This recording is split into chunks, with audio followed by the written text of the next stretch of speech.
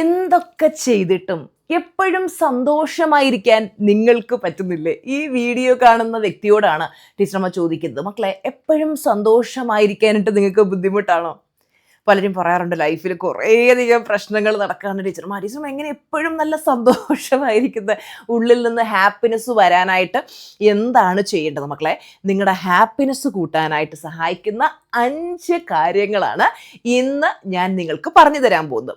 അപ്പോൾ എന്നെ ആദ്യമായിട്ട് കാണുന്നവരുണ്ടെങ്കിൽ, ഹായ്, ഞാൻ Suja R Mohan, mind power trainer, celebrity coach and business coach.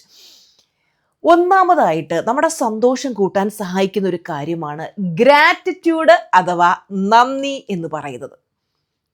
പല മനുഷ്യർക്കും നന്ദിയില്ല. വന്ന വഴി മറക്കുന്നവരുണ്ട്.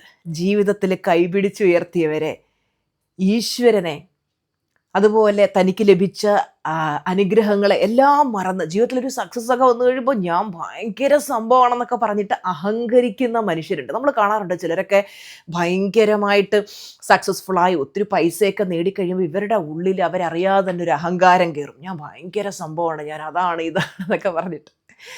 എപ്പോഴും മനസ്സിലാക്കുക, അഹങ്കാരം ആപത്താണ്. ചില മനുഷ്യരെ കണ്ടു കഴിഞ്ഞാൽ ആരെ എന്തും പറയുക, എന്തും വിമർശിക്കുക, സത്യമുണ്ടോ ഇല്ലയോ എന്ന് പോലും നോക്കാതെ വായിൽ വരുന്നത് കോതയ്ക്ക് പാട്ടെന്ന രീതിയിലൊക്കെ വിളിച്ചു പറയുന്ന മനുഷ്യരുണ്ട്.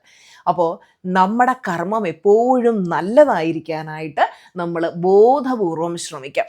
നമ്മൾ ഗ്രാറ്റിറ്റ്യൂഡ് പറയുമ്പോൾ നമ്മുടെ ജീവിതത്തിലുള്ള അനുഗ്രഹങ്ങളിലേക്കാണ് നോക്കുന്നത്. നന്ദി പറയുന്ന മനുഷ്യന് എന്നും ജീവിതത്തിൽ ഉയർച്ചയുണ്ടാവും. നിങ്ങൾ എന്ത് കാര്യത്തിന് നന്ദി പറയും? നിങ്ങൾ ആരോഗ്യത്തിന് നന്ദി പറയുമ്പോൾ നിങ്ങളുടെ ആരോഗ്യം മെച്ചപ്പെടും. നിങ്ങളുടെ ഇതുവരെ ലഭിച്ചിട്ടുള്ള സമ്പത്തിനാണ് നന്ദി പറയുന്നതെങ്കിൽ യെസ്, നിങ്ങളുടെ സമ്പത്ത് വർദ്ധിക്കും. ഇതുവരെ ലഭിച്ചിട്ടുള്ള സന്തോഷത്തിന് നന്ദി പറയുമ്പോൾ സന്തോഷം വർദ്ധിക്കുക. അപ്പോൾ എപ്പോഴും എൻ്റെ മക്കൾ ഗ്രാറ്റിറ്റ്യൂഡ് പറയാനായിട്ട് ശ്രദ്ധിക്കുക. അതുപോലെ തന്നെ ഗ്രാറ്റിറ്റ്യൂഡ് വാക്ക് എല്ലാ ദിവസവും ചെയ്യണം കേട്ടോ. അത് ഒരു ദിവസം പോലും മുടക്കമില്ലാതെ നമ്മുടെ ഒരു റൊട്ടീനാക്കി മാറ്റുക. ഓരോ അനുഗ്രഹങ്ങൾക്ക് ചെറിയ ചെറിയ കാര്യങ്ങളായിക്കോട്ടെ, എല്ലാത്തിനും നന്ദി പറയുക കേട്ടോ മക്കളെ. രണ്ടാമതായിട്ട് നമ്മൾ ചെയ്യേണ്ട കാര്യം എന്ന് പറയുന്നത്, എല്ലാ ദിവസവും മെഡിറ്റേഷൻ ചെയ്യണം. നമുക്ക് നല്ല ശാന്തതയിലിരിക്കാനും നമ്മുടെ ഇമോഷൻസിനെ കൺട്രോൾ ചെയ്യാനും, നമ്മൾ മെഡിറ്റേഷൻ ചെയ്യുന്ന സമയത്ത് പ്രപഞ്ച ശക്തിയുമായിട്ട് കണക്ഷനിലേക്ക് എത്തുകയാണ്.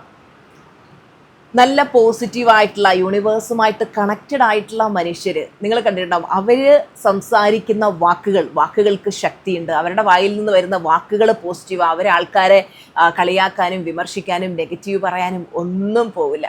അപ്പോൾ നല്ല ശാന്തത വേണോ, നല്ല മനസ്സമാധാനം വേണോ, എല്ലാ ദിവസവും നമ്മൾ മെഡിറ്റേഷൻ നമ്മുടെ ഒരു ശീലമാക്കാം. മൂന്നാമതായിട്ട് നിങ്ങൾ ചെയ്യേണ്ട കാര്യമെന്ന് പറയുന്നത്, മറ്റുള്ളവരെ സഹായിക്കാൻ കിട്ടുന്ന അവസരങ്ങൾ നമ്മൾ ഉപയോഗിക്കുക എന്നുള്ളതാണ്.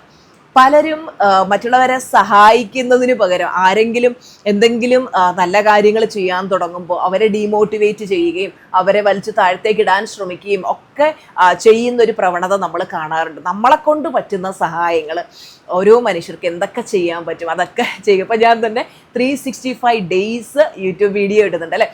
365 ദിവസവും പല സാഹചര്യങ്ങളും ഉണ്ടായി. ഇടയ്ക്ക് ടീച്ചറമ്മയ്ക്ക് പനിയായിട്ട് ഹോസ്പിറ്റലൊക്കെ, എന്നിട്ട് പോലും ഞാൻ ആ വീഡിയോ ഇടുന്നത് മുടക്കിയില്ല. ഹോസ്പിറ്റലിൽ നിന്നിട്ട് ഞാൻ വീഡിയോ ഇട്ടു അല്ലേ. പല സ്റ്റുഡൻസും എന്നെ അപ്രീഷിയേറ്റ് ചെയ്യുണ്ടായി, ടീച്ചർ എന്നിട്ട് പോലും അത്രയും വയ്യാതിട്ട് പോലും വീഡിയോ മുടക്കിയില്ലല്ലോ എന്ന്. അപ്പം നമ്മൾ സാഹചര്യങ്ങളെ നോക്കിയിരുന്നാൽ നമുക്ക് അവിടെ ഇരിക്കാനേ പറ്റൂ. പലരും പറയുന്നുണ്ടായിരുന്നു, ഒരു ഷോർട്സ് തന്നെ ഡെയിലി ഇടണമെന്നുണ്ടെങ്കിലുള്ള മെനക്കേട് എത്രത്തോളമാണെന്നറിയാം. പക്ഷേ ടീച്ചർമ്മ മുടക്കമില്ലാതെ എന്തൊക്കെ വന്നിട്ടും ദിവസേന വീഡിയോ ഇടുന്നുണ്ട്. അതിന് ഒത്തിരി അപ്രീസിയേഷൻ തന്നു. താങ്ക് യു സോ മച്ച് മക്കളെ. അതുപോലെ നാലാമതായിട്ട് നിങ്ങൾ ചെയ്യേണ്ട ഒരു കാര്യം എന്ന് പറയുന്നത്, നിങ്ങൾ മറ്റുള്ളവരുടെ ലൈഫ് നോക്കിയിട്ട് മറ്റുള്ളവർക്ക് അതുണ്ട് ഇതുണ്ട് എനിക്കതില്ല, എപ്പോഴും നമ്മൾ ഈ ഒരു കമ്പാരിസണും കൊണ്ടിരുന്നു കഴിഞ്ഞാൽ നമുക്ക് സന്തോഷമായിട്ട് ഇരിക്കാൻ പറ്റില്ല. നമ്മൾ എന്ത് ചെയ്യണമെന്ന് വെച്ച് കഴിഞ്ഞാൽ, അവർക്ക് എന്തുണ്ട് ഇവർക്ക് എന്തുണ്ട്, മറ്റുള്ളവരിലേക്ക് നോക്കുക, അത് അവനവനിലേക്ക് നോക്കുക. നമ്മുടെ മൈൻഡ് പവർ ഉപയോഗിച്ചുകൊണ്ട് നമ്മൾ ആഗ്രഹിക്കുന്നതൊക്കെ നേടിയെടുക്കാൻ പറ്റുമെങ്കിൽ എന്തിനാ നമ്മൾ മറ്റുള്ളവരുമായിട്ട് കമ്പാരിസൺ ചെയ്യാൻ പോകുന്നത്?